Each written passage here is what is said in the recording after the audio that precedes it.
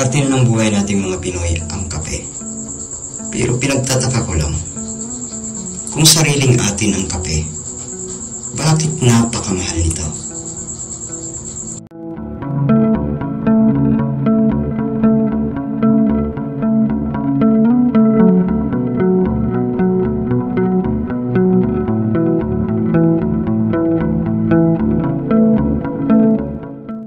What's up guys?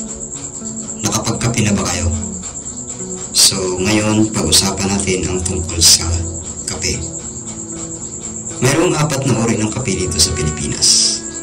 Ito ay ang Robusta, Arabica, Liberica at Excelsa. Dumating ang kape dito sa Pilipinas noong 1700s sa ilalim ng pamumuno ng mga Espanyol.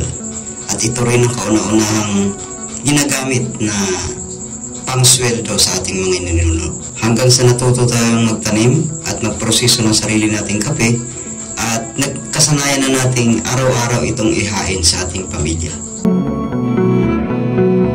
Pero kung tayo ang nagtatanim at nagpoproseso ng kape dito sa mismong bansa nating Pilipinas, bakit napakamahal pa rin ng kape? Umaabot sa 800 pesos ang mumurahing kape at 5,000 hanggang 15,000 ang kilo ng mga mamahaling kape. Bakit naman napakamahal? So bago natin pag-usapan ang dahilan kung bakit napakamahal ng kape dito sa Pilipinas samantalang sariling atin lang naman ito, tingnan natin sa farming.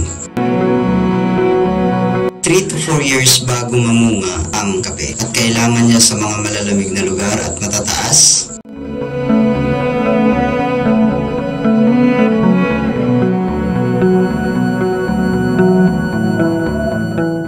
Mamumunga siya by the month of December hanggang February, pero ang kanyang mga bulaklak ay tuloy-tuloy at halos 1 taon bago mabuo ang bunga ng isang kape simula nung sumibol ang kanyang bulaklak.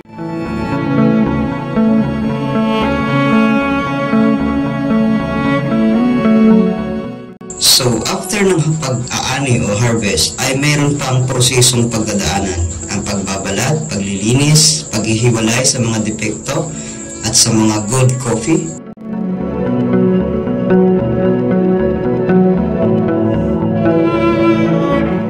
At pagkatapos ay ida-dry, patutuyuin, para ihanda yung mga coffee beans na ipulverize or maging coffee powder or brewed coffee. Gumagamit naman tayo ng mga machineries, pero nakakadagdag yun sa presyo ng kape. Yung paggamit natin ng mga equipment kung saan namumuhunan tayo ng malaki para lang maproseso ang ating mga kape.